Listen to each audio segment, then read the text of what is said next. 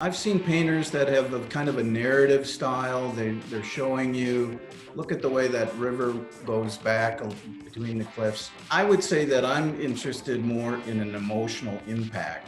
So the narrative is important sometimes, but it's the other thing. It's that powerful sky, a simple ground plane. It's different than when you're in the city. I mean, you feel like culture is all around, men control what's happening. I think in the desert, we're much more planetarians.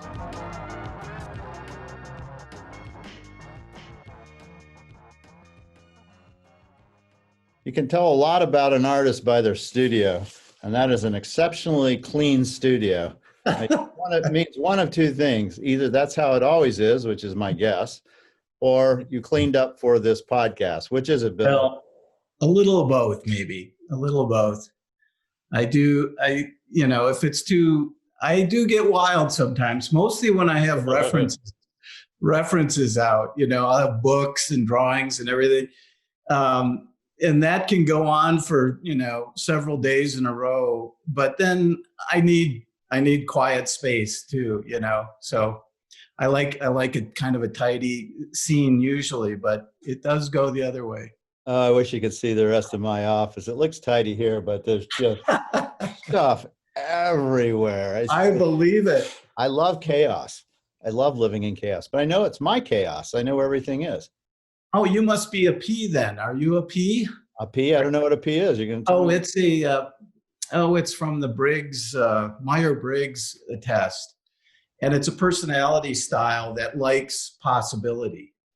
And so having chaos in your life allows for you to select from a variety of locations to put your interests. So I'm definitely a P then. There's no doubt about that. You sound like a P to me. Yeah, well, I know where everything is, right? I mean, it looks messy to you or other people, but I this is here and there's that, and I can change it up and I keep it changed. And, if I go in and I see anything missing, I can know immediately. So interesting. Yeah. So what are you? If I'm a P, what are you? I'm what's called a J. And J's don't like a lot of uncertainty. I mean, so I tend to settle things pretty quickly. And, I don't like to kind of sit with, well, should I do this or should I do that? So J's kind of, they go kind of right to the point a lot of times. That's interesting, especially because you're an artist and you wouldn't consider an artist to, like that. I mean, you would think, that's an uncertain profession. Well, it's true. I mean, and I think there are a lot of P's as artists who are mulling things and thinking about possibility. My sweetheart partner, Cecilia Robertson, she is a P. And that is she needs to have a couple opportunities sitting there for her. I like to say, I'm going to do this. And, kind of clear the boards to manage that one. Yeah, it seems like it would make sense that your style and her style would meld together well. I think that's the same with my wife. She's definitely more of a J. She likes things perfect, clean, Been one of those combinations where I'm a little cleaner. She's learned how to live with discord a little bit. So yeah, good thing. Well, I think, going to that is, just reading about your backstory a little bit on your biography, it makes sense where you are because you didn't just go, okay, I'm jumping in as an artist. You had this circuitous route that got you there and you didn't go there, I don't think, until it felt correct. So with that, we should probably, we'll start the podcast. So we've already started. This is all part of the podcast, right? Excellent. Yeah. We're rolling, baby. But I have Bill Gallen on today, how long have I represented you, Bill? It's a long time. I have known you a long time. It's over 25 years at this point. And, there'll go years sometimes, it seems, where I don't see you, but it's been a long time. And I met you over on Canyon Road. I schlepped a couple of paintings out and you said, sure, I'll try those. And it's been really sweet ever since. I really appreciate it. Yeah, you're one of the more interesting artists in the point of view of just watching you progress as an artist, Hmm. because I've really watched your skill set just get better and better and better and better. And every time now when I get new paintings, it's like, God, I wonder what it'll be like now. You've just kept on that incline, incline, incline. And it'll be interesting to hear how that is or why that is. But I definitely see it as in your work that, you've done a couple lately, especially you did one for the Dixon show, just blew me away. Just like, oh my God, this is insane. Well, that's so nice. And it's true. I think and it goes back to probably two things. I would say drawing. Um, I am a student and a longtime friend of Ned Jacob.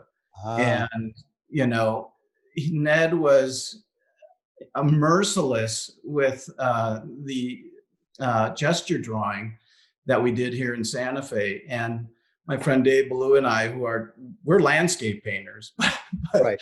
Ned would have us in there painting from the model every week, and it really does improve hand-eye coordination, simplicity, big silhouettes, things like that, balance, rhythm.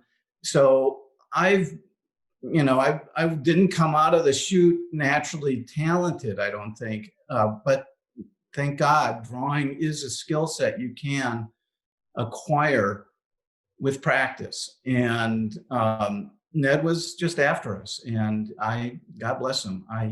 He stayed on us, and that was one thing. And the other thing is probably color. I would say just working with color.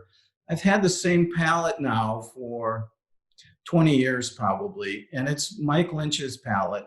And there's a simplicity to the palette that you can create neutral. And once you have neutral, then you can kind of push in chromatic ways. You could push to the red or the yellow or the blue. You can create strength off of the neutral. But it was learning to control kind of that mother pile that Mike does so beautifully, and and that doesn't come right away. I've been teaching for many years now, Mark, and one of the things I notice is people have a sense of color. There's a lot of people have a real vibrant sense of color, and that's almost like your handwriting, your sense of color and how you're going to adopt and use it.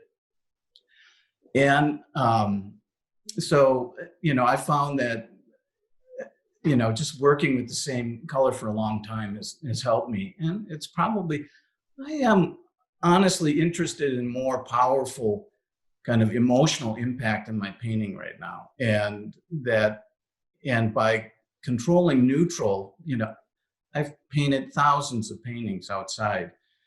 And I am a master signature member of the Plein Painters of New Mexico, so I've gone outside to learn about looking at nature and trying to find representation for it.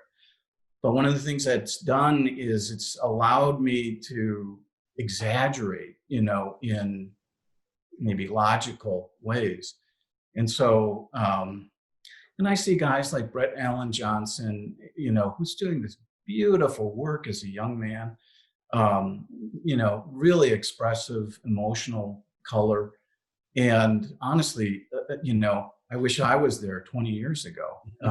We all wish But, we were there 2 years ago. it just kind of comes with time. So that's been my development. I mean, it's just been putting in a lot of time. And Yeah, I think maybe that's part of it, is that what I'm liking so much in your paintings now is there is an emotional sense, especially with the clouds, that you can feel it. It's turbulent. There's something there that you go, why am I responding so much to it? And that's that subtleties that you must be doing that as a viewer, unless you're a technician and somebody who paints and understands what the person's really doing. For me, it's a guttural sense, right? I really just go with my gut, and I Yeah. go, oh, what is that? Oh, that's something that I love. I think that's exactly right. And it's, I mean, I've seen painters that have a kind of a narrative style. They're showing you, look at the way that river goes back between the cliffs. I would say that I'm interested more in an emotional impact. So the narrative is important sometimes, but it's the other thing. It's that powerful sky, a simple ground plane. I mean, Maynard did that beautifully, and of course, I'm a big fan of Maynard Yeah. Dixon's, And as he you know. did. Yeah, I mean, Yeah, there's no doubt sometimes on those, like the way he did clouds, there's a small little narrow foreground and then this monstrous, billowous kind of, tumultuous composition in the clouds. And it's simple painting in a weird way. It's still simple, but it's not. yeah. I've had this feeling myself being in the Southwest now for many years and traveling through the desert. Um, and I got it from Maynard as well. You, in this landscape, you kind of sense the curve of the earth. You see the vastness of the place, the vault of the sky. And it's different than when you're in the city. I mean, you feel like culture is all around, men control what's happening. I think in the desert, we're much more planetarians. There's this sense of nature that is in charge. And I have found a lot of comfort in that, honestly, as we've now have to deal with, ever increasing challenges in our environment. But it's still there. It's still out there. Yeah, there's this little painting that Maynard did called Ransburg, which was done in 1940, which is this, at first glance, you'd think it's rather simple, but when you look at it, it's this mind tilling that he did on this area of barren land. And there's just colors of red and blue. And, you can see, and it's literally Dixon making a commentary of how Mother Earth is being, obstructed and changed. And, I don't think he liked it. And Yeah. that's why he did it. And I don't, it wasn't a painting that he was particularly trying to sell. He gave it away, in fact, to a patron of his. And, that sometimes, doing something that's a commentary, but through a plein air imagery, how powerful is that kind of stuff? Yeah, it's right on.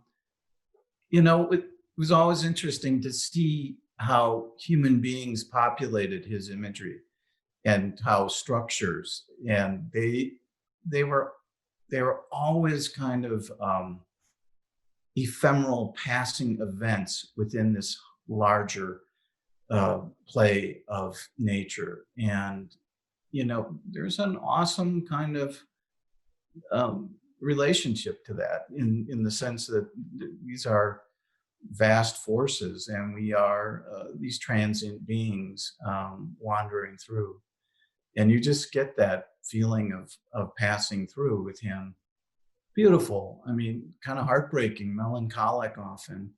And it's been a real great thing to be able to see his work. And every time I come down to your place, it's like I stumble into something new. I know. And you're not the only artist that feels that way. I know. It's fun to watch them come in and you just start shaking their head. Oh my Yeah, God. right. Where did this guy come from? Well, but you're more strict landscape, not completely, but yeah, you don't really put those kind of figurative elements. Why not? Well, in a way, I feel my competency is in the landscape, and I have experimented a little bit, but honestly, I've shied away from it a little bit. I don't know. I can see myself going in that direction, possibly a little bit more. There is something just about the quiescence of nature on its own that I just continue to come back to. And so in part, I mean, I've drawn the figure a lot. I used to paint the figure a little bit, and um, but I've tried to put some of it in some structures and things like that, some from time to time in my paintings. Um, but I noticed that I feel like an observer of nature more than a participant in some ways. It's almost like sitting around a bonfire with some friends and you see the stars above your head or on the side of a lake or something. You're kind of looking out into the void, the vastness of everything. So, And but who knows? Yeah, are a lot of your smaller paintings, are those done, I assume, plein air? Yeah, I mean, I can show you just how the piles that I have around the studio right now. But yeah, I paint a lot. I just spent about 10 days down in the San Mateo Mountains in southern Colorado, southern New Mexico. Mm-hmm.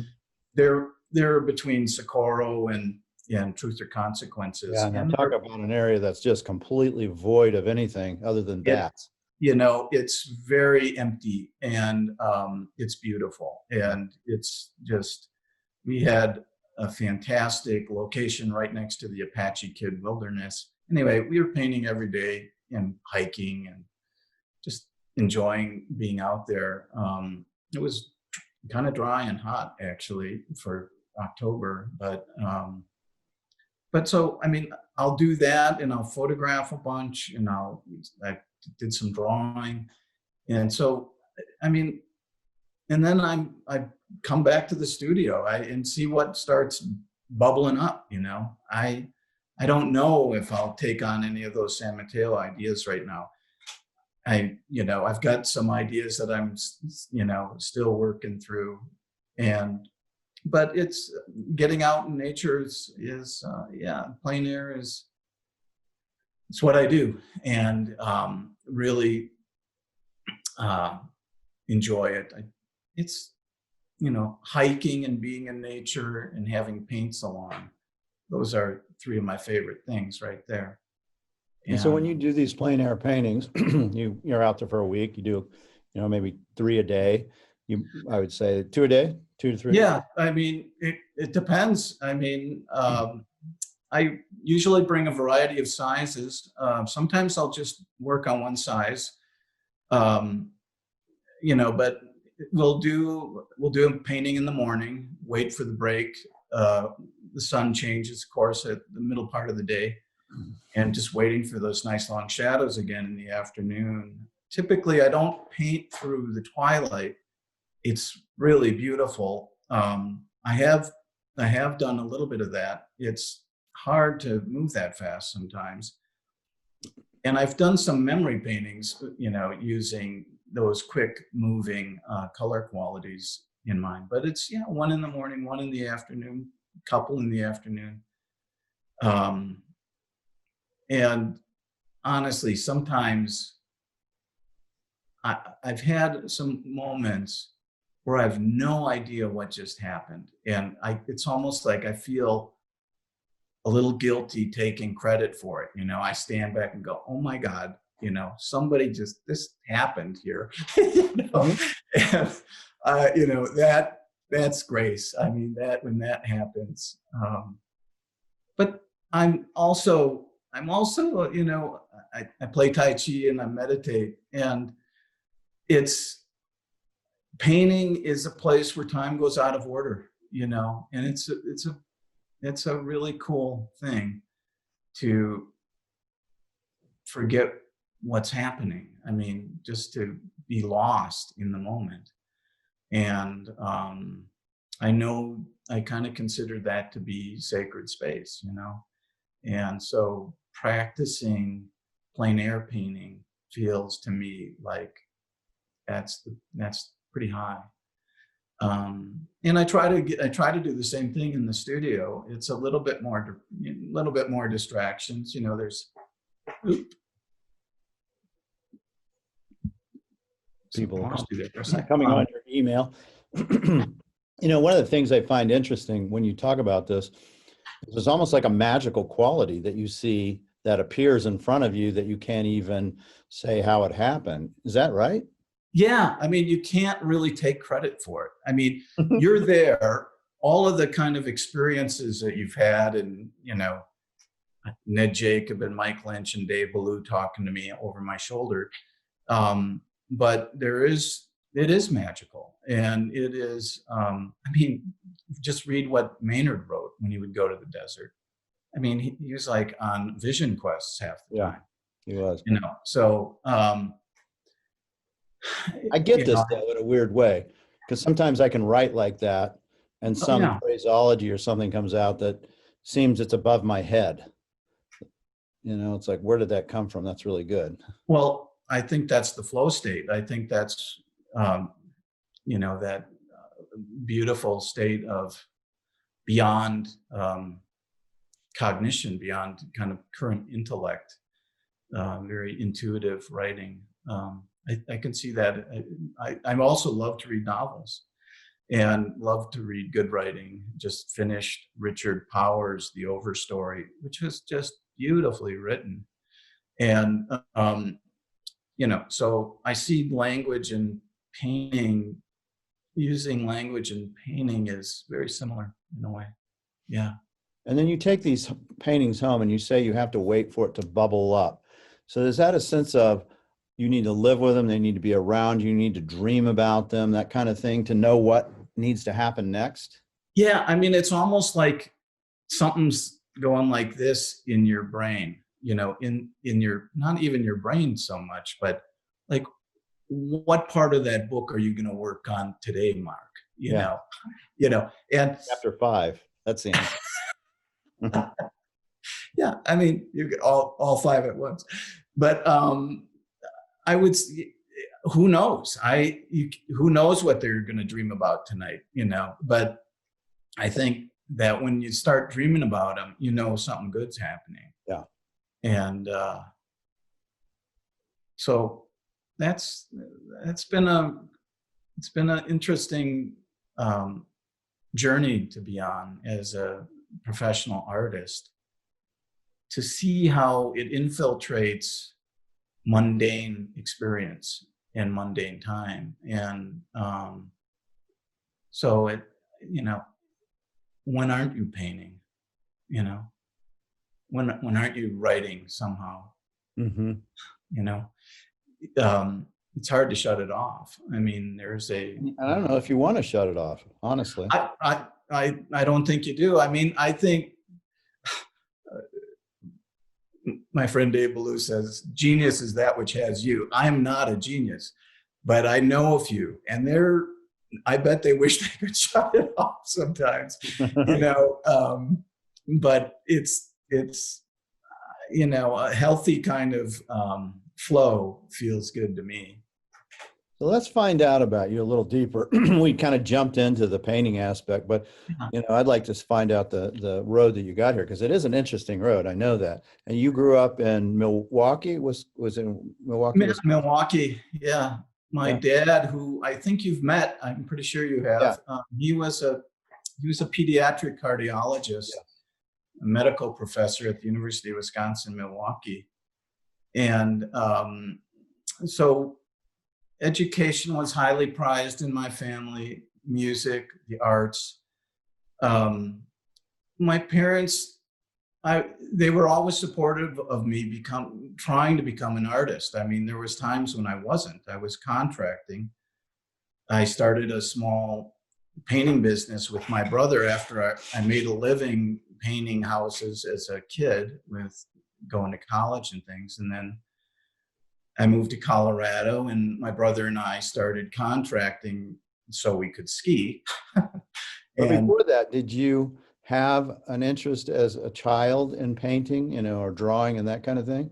I did. I just would love to draw. And it was mostly narratives, these long, big, my dad would bring home this paper and I'd, tape it together, and I'd have these Indian battles with cowboy, just these huge drawings as a kid. And I had that in me. I went to a high school though, where I didn't know where the art room was. Mm. It was this preparatory high school. It was a Jesuit high school in Milwaukee, Marquette High School. And there was not in any weight put on things like the arts. So we were all doing, chemistry and math. And, I was not exceptionally good at it. And so it was more of a struggle. But I kind of lost contact with. And was that going to that high school because your parents said this is the place you need to go because you need to Yes. get a great education and become a Yeah. doctor or whatever? Yeah. And, they were less strict with my younger brothers and sisters. I come from a large family, but my my my younger brother Tom and I went to this school, and it was rigorous for sure. We were both sort of athletic, but it was hard to compete with the guys. We had 1,000 boys in our school, and so Mm. playing on sports teams was not going to happen. Although I did end up on the ski team and on the on the tennis team. But it was much later that I kind of fell back toward making paintings and painting. So Do you think if you had gone to a school that emphasized art and you have this love, this natural ability and wanting to draw, that would have just clicked right there and you would have gone that path? it's a good question. I don't know. Maybe I needed this other path to kind of get me ready to really work in the way that I needed to work once I became a painter. I don't know, Mark. I feel like I spent about 10 years trying to, make a business in Milwaukee and do Did that. you go to college after that, after high school? I did go to college. I went to the University of Wisconsin and graduated in 1980. I was a German major. Mm. My parents had friends from Austria, and so I spent the summer in Austria. And when I returned to Wisconsin, I took a test, and they tested me into the German, fourth year German at the university. So I already had all these credits. But anyway, I read a lot of German literature and spent a year in Germany later on as an exchange student, and that was big too, in a way that I really don't know how to comment on right now. But it created a sensitivity and a deference maybe to culture that I just broadened my horizons to see the museums of Europe. I lived near Colmar, France, and so got to see these beautiful panels from Bosch and Ronimus Bosch, and so I just things that I never would have experienced came to me that way. But I never used the degree. I guess the idea was that I was going to go to law school. And where did that one come from? Well, I think it was. Where did that one come from? Yeah, I think it was from my parents. And when I was ready to graduate with just a German degree, I said, well, could I stick around and do journalism? And they said, no, you can't. You got to get out of there. Yeah. So it was probably good. I mean, I loved school. I mean, I loved being in school. It was a very magical place as well. Learning was beautiful, I thought. But my parents, they had 6 other kids coming down the pike. So Were you the oldest of the 6? I was the second oldest. There were 7 of us. I lost a younger brother 20 years ago to leukemia, but there's still 6 of us floating around. But yeah, it's interesting. I when I got out of college, the idea was I took the LSATs. I was maybe going to go to law school, but I was going to get some life experience first. So I moved to Colorado to ski, which I wanted to do. I love the mountains. And this is also when I started hitchhiking back and forth across the country. And that was, talk about plein air. That was a big experience too for me. But And why were you doing that? That's, yeah, I mean, it's, even then it was kind of considered dangerous, even at that point. Well, I mean, that was back in the 80s, and I graduated in 1980. It was quasi dangerous. Certainly, a woman couldn't do it. I had read Jack Kerouac, and I thought On the Road was this beautiful story of adventure and mystery. And I was looking for something like that. At the time, I was writing as well. I was looking for a voice. I was Yeah. looking for some kind of creative outlet. And, so I would go looking for experience, and that was one of them. And sleeping on, under an underpass in Des Moines, Iowa, on a late November day, night. I don't really want to do that again, but I've done it. And, you know, You got your experience, that's for sure. yeah, no kidding. But anyway, I think, and that came out of this, I wanted to have something to write about. I wanted to have a life to think about. And so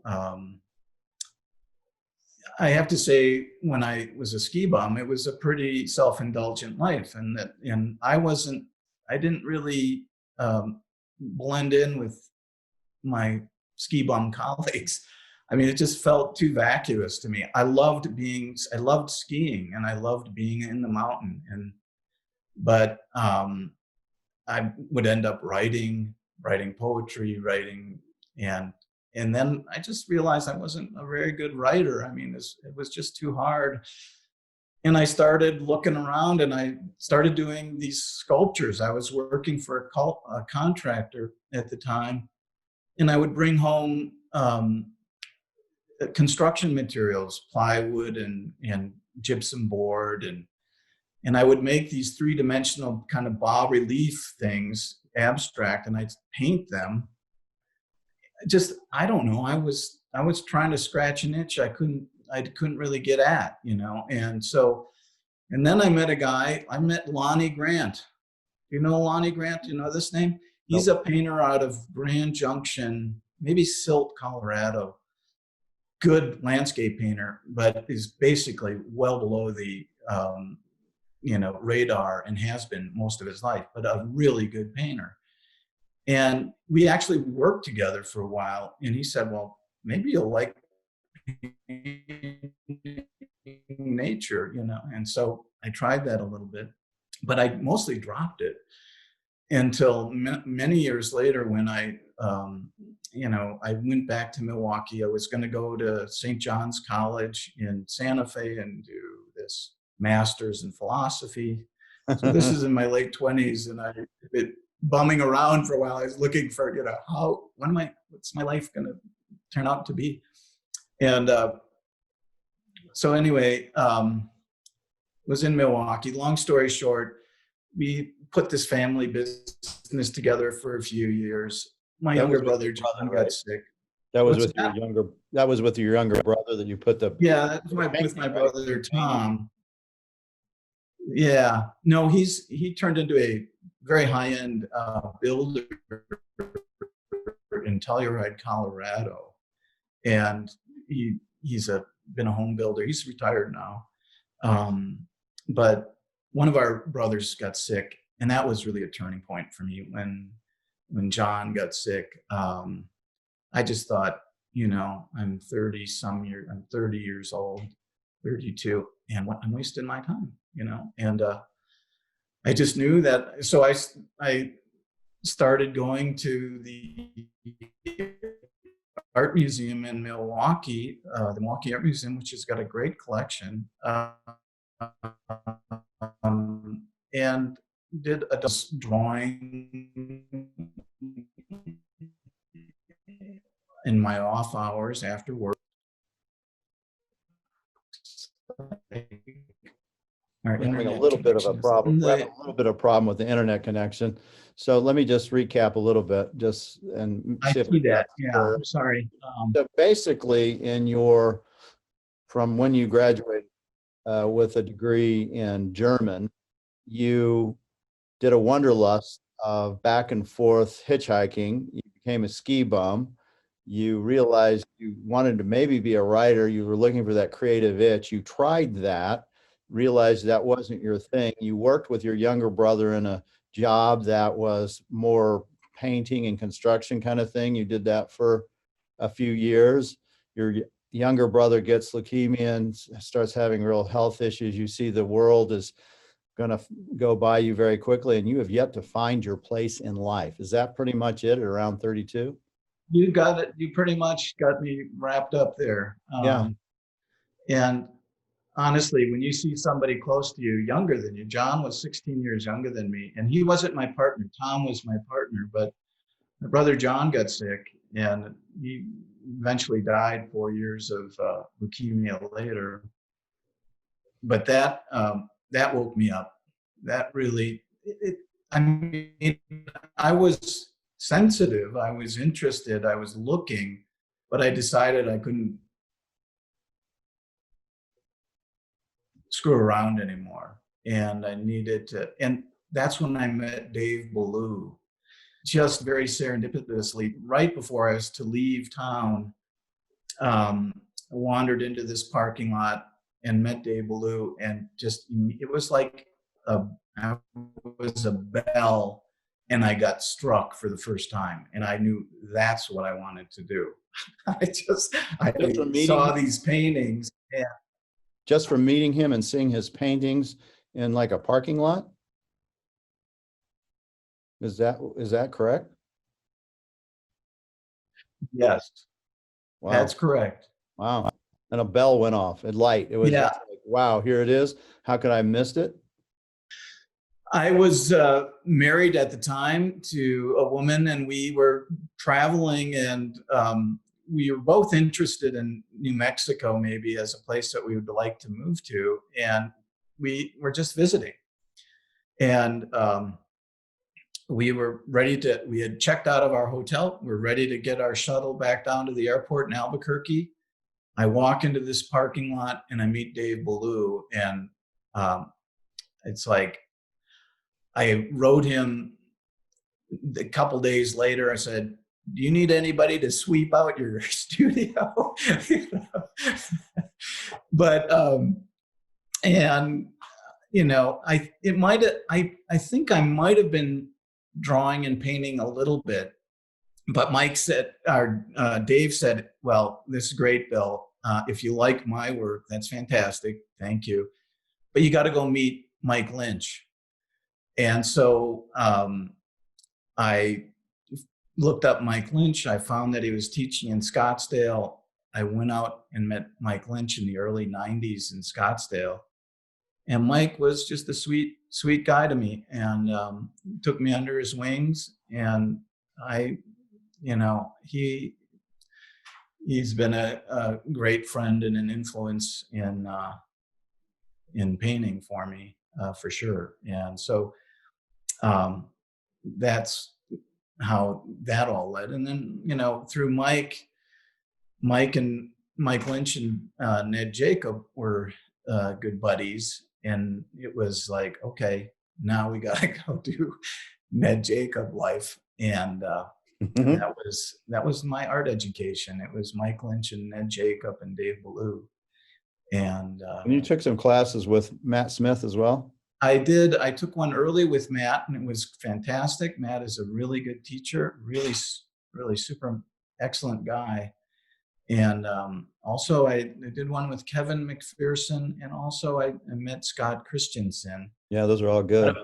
Yeah, they're all good. And but I just stopped shopping around.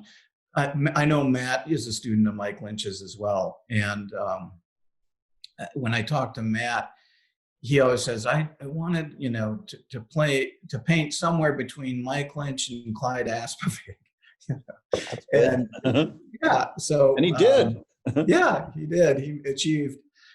So anyway, that's a little bit of how, and that was back in the 90s. When you were in that parking lot and Blue's got this painting, he's doing Plein. Is he working on painting as he's doing, or is it? No, he had.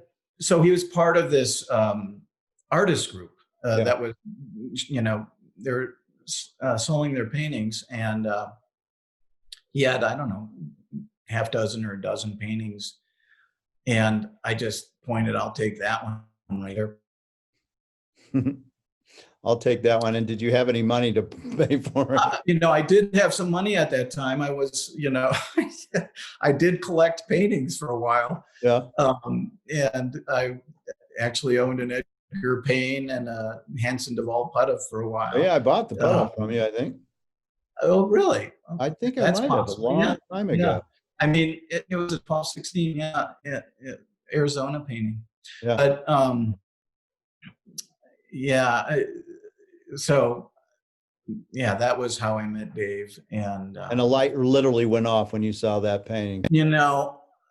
It was kind of an unbelievable moment. I just knew that's what I wanted to do.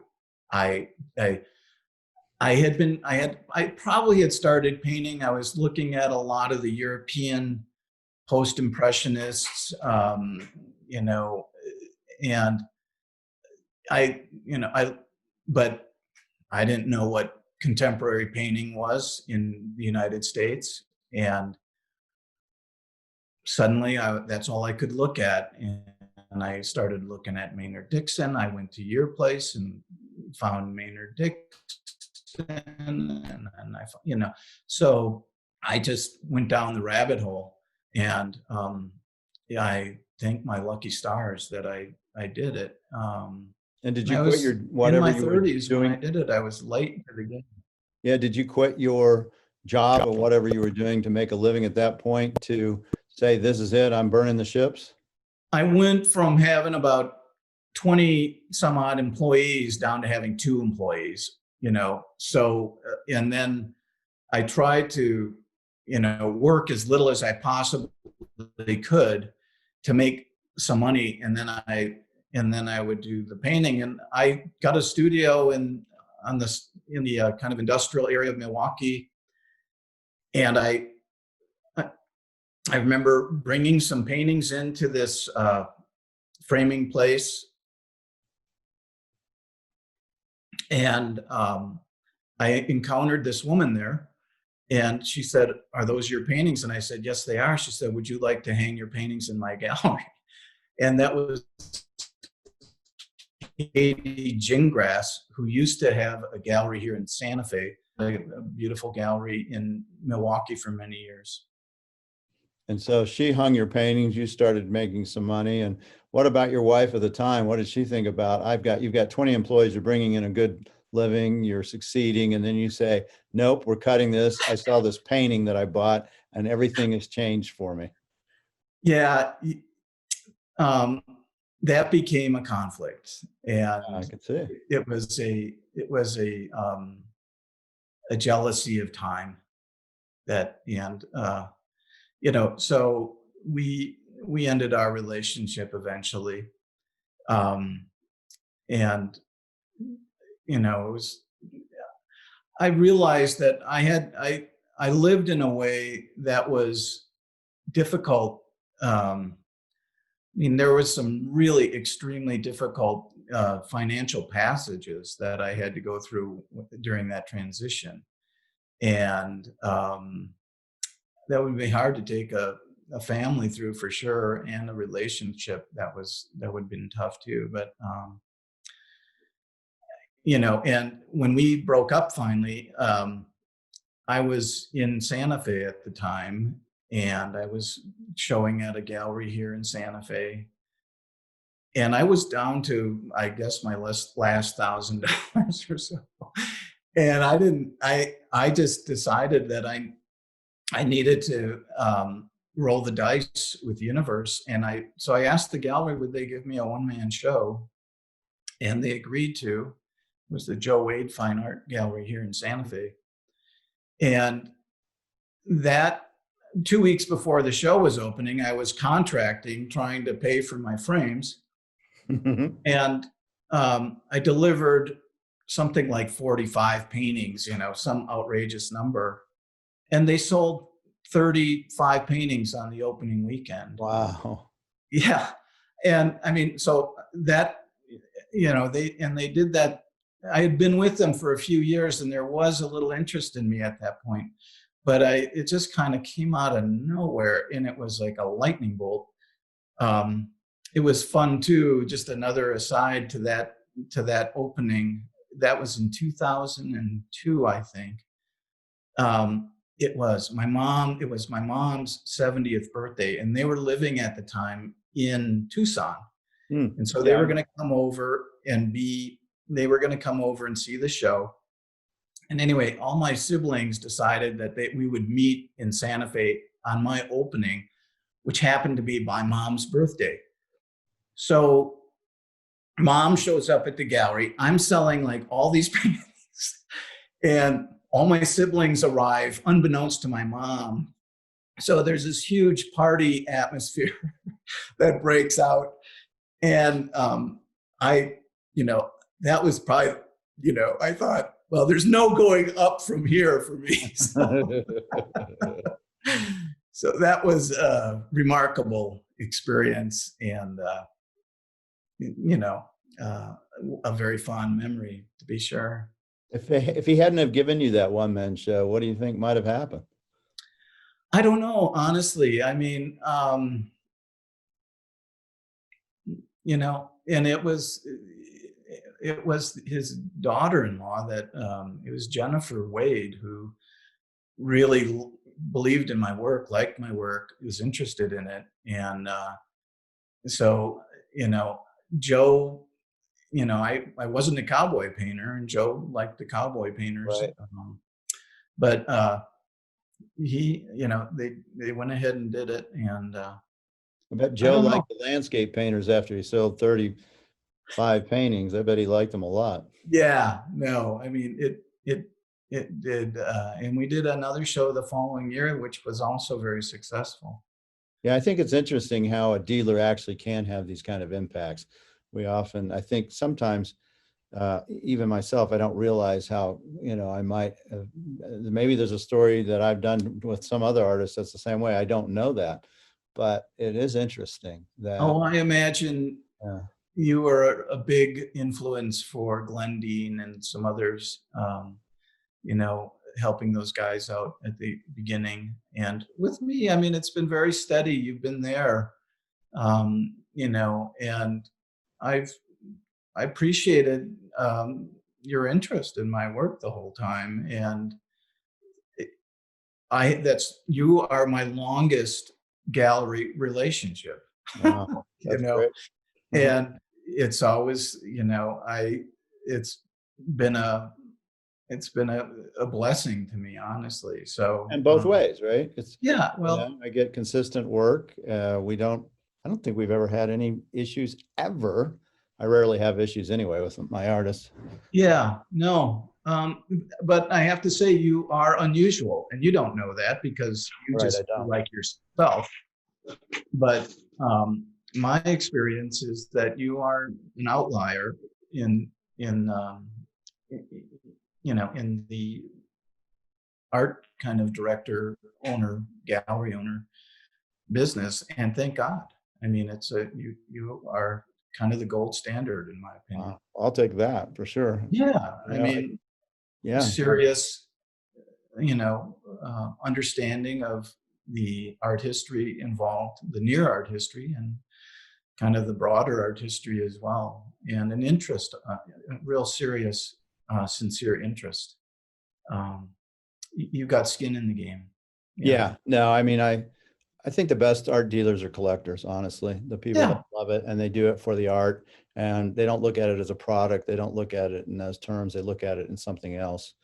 I think Alan Stone was such a person that, he represented Wayne Thiebaud, and I think he had those abilities. And he loved art. He would rather keep it than sell it. I feel the same way, especially when I get a great painting in and I go, oh, this is going to hurt to sell. Yeah, right. I know. And I think other art dealers might be like, oh, this is money. And I'm like, oh, no, it means I'm not going to have this painting in my possession. It's so fantastic. I could live with it forever. Yeah. And, so I don't know. I know my route, and I don't know if there's other dealers like me. I assume there are. I think I think there are. I think there's other ones I out think there. you're kind of a rare bird, Mark. And, you know, and Kathleen too. I mean, yeah, you guys have, you know, integrity and interest and sincerity, support, things like that. It comes from other people, I'm sure. I just don't have the experience that I have with you. And so, um, yeah, that's been a great thing. Great Well, thing. you know, it's fun when you can have a relationship that lasts 20 years and it seems like it's just one, right? You know, it's just, Well, you know, it is. I mean, like I've known you a long time. I mean, yeah, I it's know. like I remember when we I both mean, had it's like hair and was brown and yeah, right. What happened to that guy's hair? I don't yeah, I know. know. It's gotten changed. What are those glasses? So after you have the show with Joe and two of them actually, and then you do exceptionally well, how does that change the trajectory of your career? Or does it? Well, I mean, there were there were some. I would say it changes the trajectory for me in terms of confidence. Mm. I felt like I had an audience, and you know, and I had already been showing with you for a while, and you would sell some paintings for me and things, and you know, being able to hang with Maynard always felt like, wow, that's pretty amazing that I'm able to do that. um, you know, so, but it really just gave me um, confidence, you know, to have faith in what I was doing. And it wasn't to mean that it's just you know, I've had a very shallow trajectory to my career, I would say, but steady. I mean, I've showed all over the country at various times. um, you know, I've traveled all around the world. I painted basically where I go.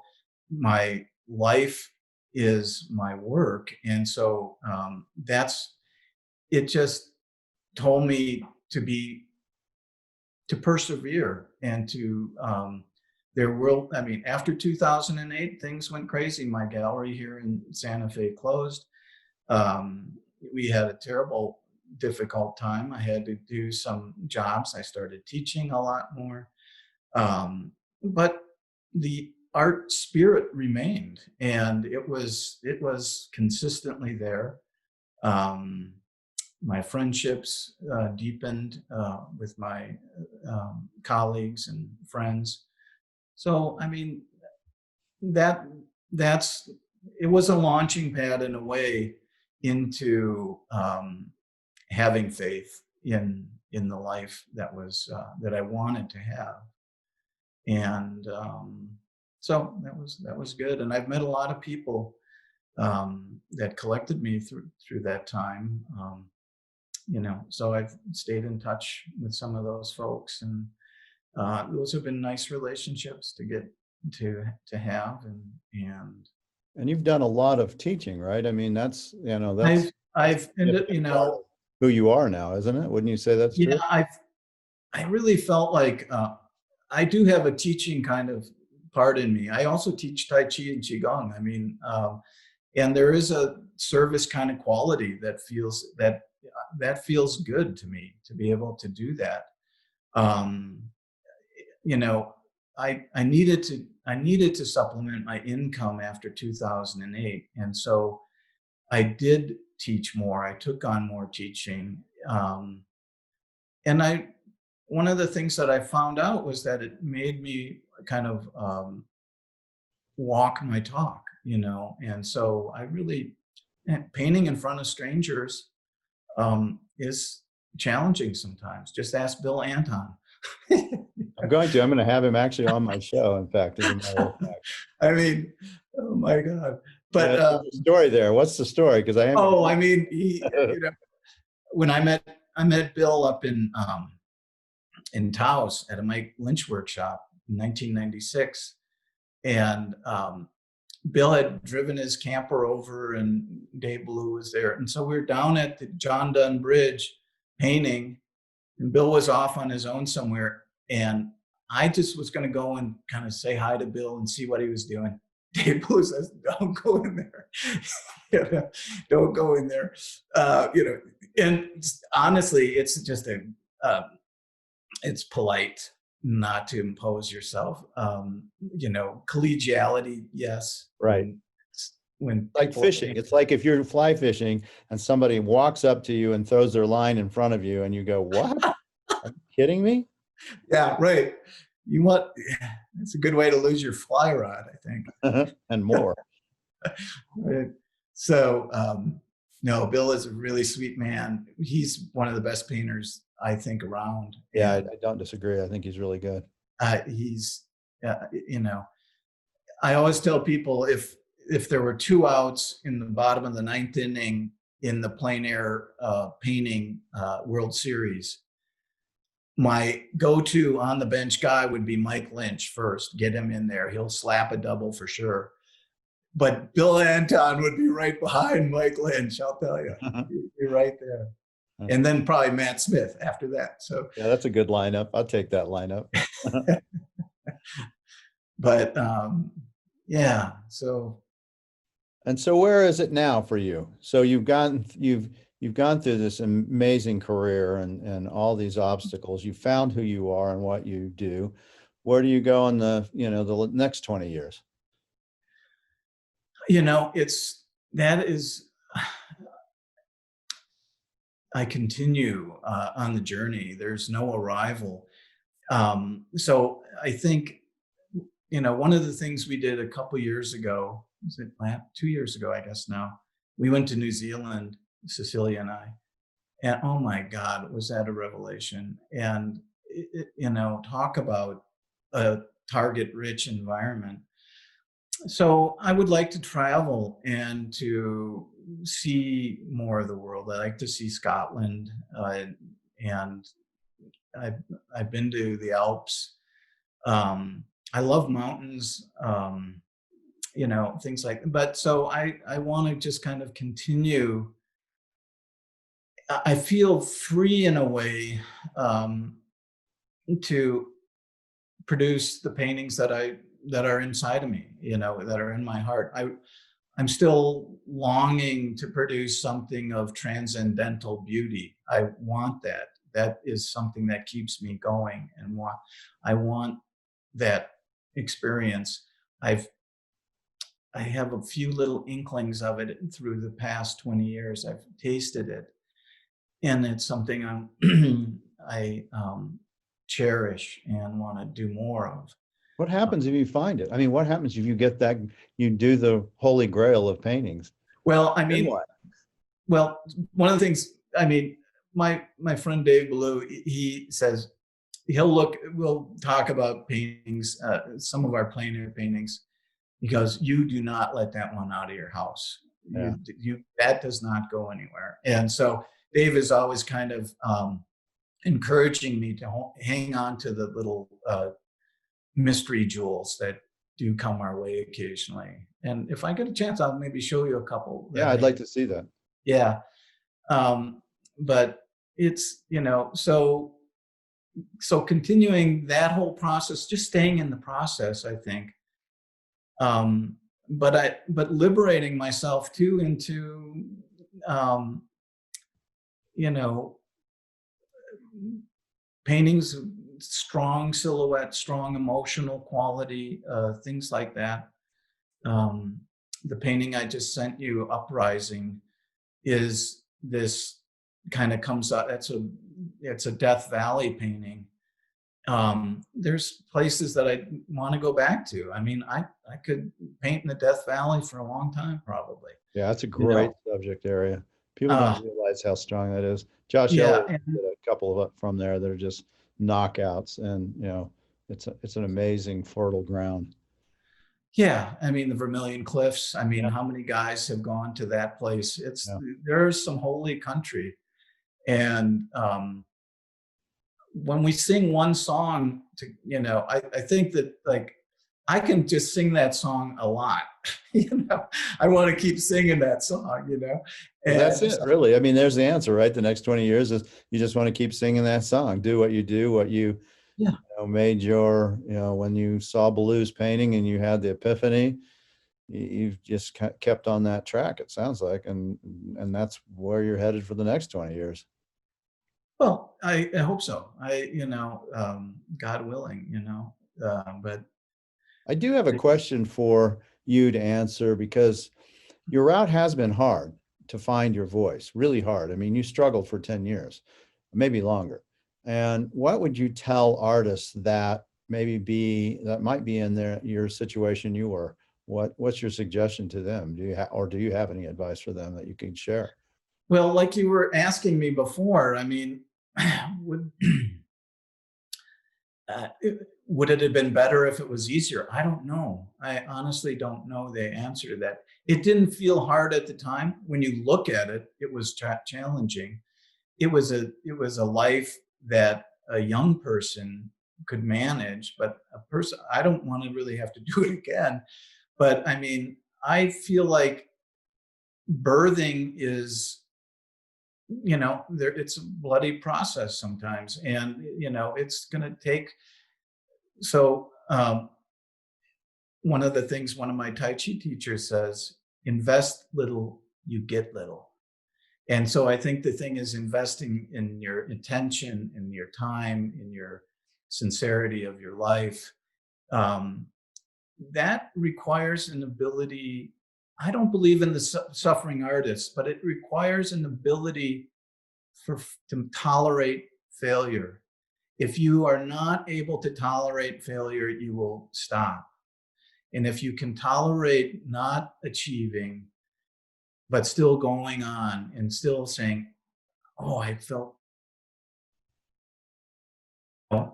so my thing with people is, um, I would say, have faith in yourself, and and don't give up too easily.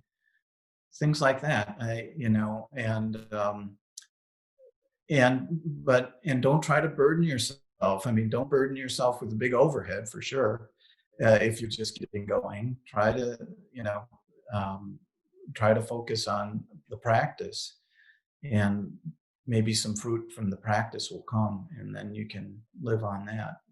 The practice will maybe, you know, uh, be a round river for you. So, you know, it's a challenging life for sure, but I mean, a beautiful one, and beautiful life. And I mean, I'm a big fan of Joseph Campbell, and he says, go into the woods of a path of your own choosing, not where somebody else has gone, but where you go. And you are enough for the world. You have enough. You're equipped in your intellect, in your heart, to face the world and to be in that world. And it's what I encourage my nieces and nephews. And I think you're right. I think you have to fail. I do. I don't think you can get better if you don't fail. That the failures are what allow you to go ahead and go to the next level. Without the failures, I don't think you can succeed. Or if you succeed, you won't succeed as greatly as you could if you had have experienced those setbacks, those issues. And that's, I think, where people do, often quit. They go, well, I'm not good enough or whatever. And, this is a mess. And so I Yeah. think you have to learn how to accept failure and everything, but painting for sure. There's no doubt about it. Well, I think that's right. And it's not, I'm not encouraging failure as a kind of a target, but you have to risk. It's a risk. You have Yeah. you got to risk enough to risk failure. And I mean, all the good ones have done it, and that's why all those guys are very humble. They know what it feels like, and to fall down. Um, and so, I mean, Ned Jacob lived on hot dogs and drew on newspapers. Where is Ned, by the way? He's such an unbelievable artist. Is he still painting? I mean, he's just off the grid. No, Ned is pretty much retired at this point. And it's, he's on the East Coast. I'm not sure if he's in New Jersey right now. He has a place in Maine, but I do not think he's there right now. I haven't spoken to Ned in 6 or 7 months, so I don't know. But we do kind of keep track of him. There's several of us who are very fond of him here in Santa Fe. But he's in his 80s now, and he's slowed down quite a bit. He's still probably drawing. He's not probably painting very much anymore. Yeah, he's an interesting guy. Yeah. Let me talk to Ned, tell him I want to have him on the podcast because he's been influential on so many people. Yes. I don't know if he'll do it, but he would be. I don't know if he would either, but it would be great to get a historical document like that with Ned. Yeah. I'll make that point to Ned. We want to talk to you. Yeah. So let's see these paintings. Can you take your computer? Yeah, I can unplug, and I think hopefully this won't do too much. Yeah. Well, first of all, I want to show you some of these pen and inks that I sent. I love those things. Those things are fantastic. Yeah, pull those out. Yeah. I was blown away by that. I want to show you some of these and see if I might have to pull this way. So those of you who are watching this, you get to see this. If you're just listening, you can't see these images, but it's a wonderful pen and ink of, it looks almost like it's probably southern New Mexico, but it could be California as well. Yeah, it is. It is California, actually. And it's pen and ink and charcoal, fine charcoal. And then it's erasure to lift and create kind of some value changes in there. But these are just some that I've been working on. This is out of Arizona. Yeah, it looks like it. This is a kind of I love those. Yeah, this is beautiful. I want you to get one of these, Mark. They're fantastic. And this is Borrego Springs. But yeah, these are some of the. This is when I was in France for a summer. This is Mount Saint Victoire. But so I want to show you this process just a little bit. So this is just pen and ink. This guy. Yeah, those are the ones I really, really thought were amazing too. Yeah. So this is very detailed. I can tell you've edited to the point where you're getting you're getting shadows, and your emphasis is on shadow composition as much as anything. Yeah, so how do you get that value with line, honestly, I was looking at Brett Allen Johnson's. I think he's a fantastic example of doing these beautiful things. Yeah, he's great. But this is a drawing for the painting that you have right now, Uprising, and it's just it's these beautiful kind of. And then this is too dark, and I won't put this one out, but I want to show this has got some. This is like this one. This is like this. So mostly line drawing.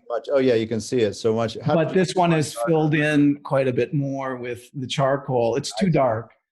So one of the things I'm working with is try to see, how to not get these things to be super dark. I don't know. I like super dark. Well, that's cool. But anyway, so these are. I've just enjoyed doing these. I started this last summer. It took a month, and I did 25 of these things, and then I just kept doing them. Here, let me take you on a little tour and show you around a little bit more. I'll show you my this is my tabouret right here. I found this at this beautiful carved piece, with a marble top. It's where I paint. Can you see that, Mark? I'm taking a photo of it, in fact. Yeah, and these are just a couple paintings. This is a sky painting. Yeah, it's beautiful. You can see I've got drawings back in. I'm going to just move you around. Hopefully, this is why everyone should go and listen to the or watch the YouTube part of this show, and you can get to see these little extra behind the scenes action of a studio, of a very well maintained studio. And so here are here's some Mike. I want to just show you some Mike Lynch paintings that I have down here. Oh yeah, those are beautiful. Yeah, and then a dog on the ground asleep. That's nice. Biscuit, my sweet dog, Sicilian, my sweet dog. And then you have racks of little plein air paintings that blue. Yeah. So these are all plein air paintings mostly. and just tons of them. I just keep them around. This is not even half of what's here, but these are some more pen and inks over here. This is my little studio spot with you. But here are some more. These are some more plein air sketches. Just Yeah, there's you can tons of see them. dozens of them. Yeah, more than dozens. Yeah, and this is a little. This is the command center, really, where I do a lot So of for those who scanning. want to know what an artist studio really looks like, this is it. Everything is in one area, including the dog. You got your backpack ready to go to paint. Yep, exactly. You've got your palette. You've got little paintings. Are most of those paintings on the walls? Are those yours? I assume they are. They're mine and Cecilia's. We paint together quite a bit. This is Len Schmiel's book that I have out. I'm looking at it. Oops. I'm looking at it because I want to be this is an image from the San Mateos, and I'm thinking it had a lot of this quality that Len got in that beautiful painting of his. And yeah, he's an. So I'll get those out and think about using it. This is a little plein air sketch that I did from the San Mateos that will just show me some of the architecture in the hills behind it. There's another one back there. And they're just all over the place. The bottom line is art is all encompassing. It is everything. Yeah. It is the only thing. It is what drives you. It is why you live, why you breathe, why you are Bill Gallen. I think it's true. I mean, that's true. It's true, and I have to say, it's just been a great run. This is well, we're not done yet, Bill. This is that's New Zealand. Yeah, it's beautiful. Yeah, yeah. I'm gonna go. So yes, it's on my bucket list. Oh, you'll love it. Oh, I will. I have no doubt, and the people are wonderful. Well, Bill, thank you so much for taking the time and energy and effort. Thank you for being who you are and what you do. I know I'm a fan. I always have been a fan. I'm even more a fan after this podcast because I get the real sense of who you are and why you do this, and it comes out in your paintings. I think it brings to life your paintings a little more when you get the intimate sense of who a person truly is. I think that's so right, Mark. And just going into an artist's studio, you'll really see the blood and guts, and that's a place to do it for sure. All right. So great to be with you this time, Mark. All right. We'll talk soon. Thank you. I'll look forward to seeing some more of those drawings. Those things are amazing. Yeah, you got it. I really like those a lot. I saw some image you sent and I was like, oh my God, these are like amazing. Well, thanks. I thought you might be sensitive to the drawings. So I'm so sensitive. Yeah. I see a lot of Dixon quality there and the ability and what you've done. So yeah, I would think those would be things that other people would see as well, not just me. Great. Yeah. All right. We'll see. We'll Thank you, Mark. soon, Bill. All right.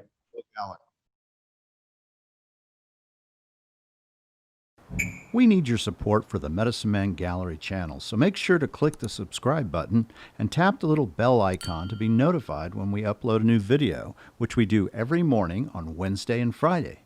See you soon.